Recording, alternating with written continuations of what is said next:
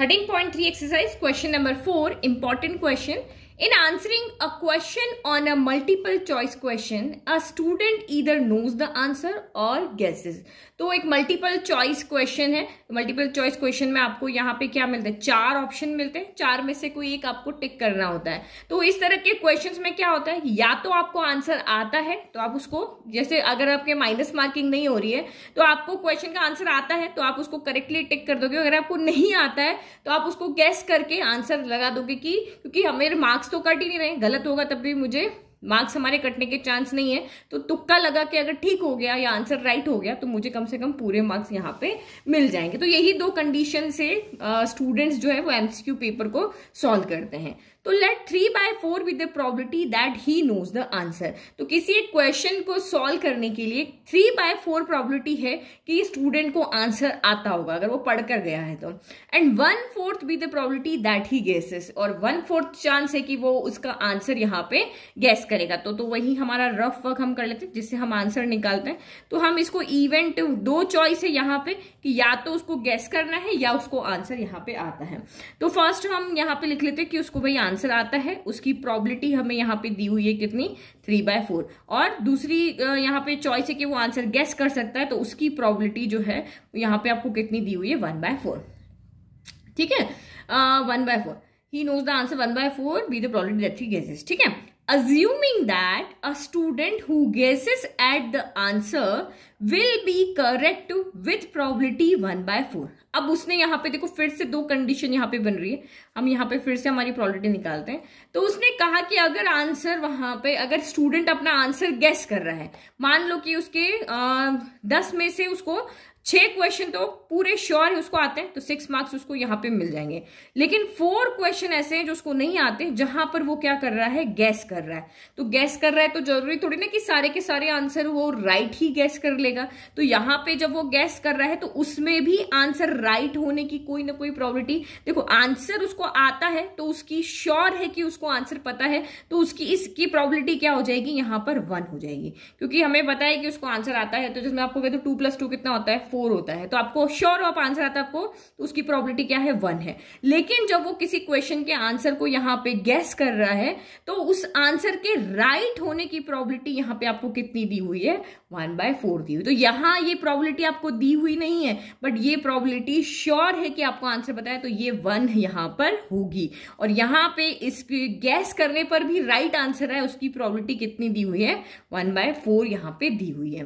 फिर what is the probability that the student knows the answer given that he answered is correctly. अब पूछा क्या है उसने कि आप यहाँ पे ये बताओ कि स्टूडेंट को आंसर आता है, ये वाली तरफ वाला पूछा है कि स्टूडेंट को आंसर आता है और उसने करेक्ट आंसर दिया है, उसकी प्रोबेबिलिटी आप यहाँ पे निकाल के बताओ. तो ये आपका यहाँ पर क्या हो गया, हमें फाइंड यहाँ पे क्या करना है कि स्टूडेंट को आंसर आता है, यानी आंसर आने को हम ए कंडीशन ले लेते हैं. तो स्टूडेंट को आंसर आता है ये हमें पता है और वो आंसर करेक्ट होना चाहिए, तो हमें E1/A यहाँ पर निकाल करके बताना है. तो ये 1 क्या है, तो ये 1 आपका यहाँ पर है कि भाई उसको आंसर यहाँ पे पता था, यानी इवन इवेंट हो चुका है कि 3/4 चांस है कि आंसर उसके राइट हो और 1/4 चांस है कि वहां पे आंसर वो गैस कर रहा है. तो ये आपका यहाँ पर क्या हो जाएगा, प्रोबेबिलिटी ऑफ A/E1, क्योंकि ये काम हम कर चुके हैं और A की प्रोबेबिलिटी हमको पूछी है.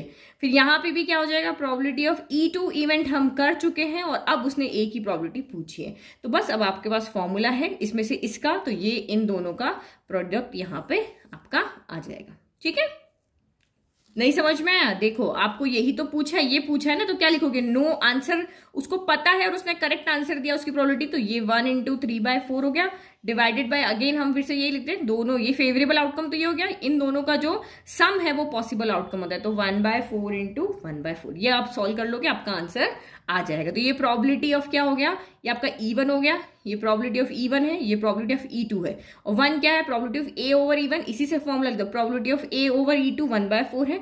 फॉर्मूला बना करके और अब आप इसको सॉल्व कर सकते हो. ठीक है, तो हमने जैसे क्वेश्चन को सॉल्व किया था बस वही लिख दिया. सॉल्यूशन इसी फॉर्म में लिखना है क्योंकि वर्ड प्रॉब्लम है. तो E1 क्या है, E1 student knows the answer, 3/4 इसकी प्रोबेबिलिटी, और गैसेस के लिए हमारी प्रोबेबिलिटी 1/4 थी. फिर A क्या है, जो गिवन है वो स्टूडेंट आंसर करेक्टली, उसने कहा कि भाई स्टूडेंट को आंसर पता है और वो उसका आंसर करेक्टली दे, उसकी क्या प्रोबेबिलिटी, तो यही चीज हमें फाइंड करनी है। तो ये गिवन है और E1 की प्रोबेबिलिटी हमें फाइंड करनी है। तो प्रोबेबिलिटी E1/E हो गया कि भाई उसको आंसर पता है और वो सही आंसर दे। तो सही आंसर दे कि इवेंट कौन सा है, E1 है, तो ये हमें यहाँ पे फाइंड करना है। तो प्रोबेबिलिटी E1/A हो गया। तो यही आपका देखो अपने यहाँ मल्टीप्लाई किया ना, 1 × 3/4, तो 1 क्या है, प्रोबेबिलिटी ऑफ A/E1 है, और 3/4 क्या है, प्रोबेबिलिटी ऑफ E1 है ना। इस तरह से आप क्वेश्चन पे फॉर्मूला बना सकते हो।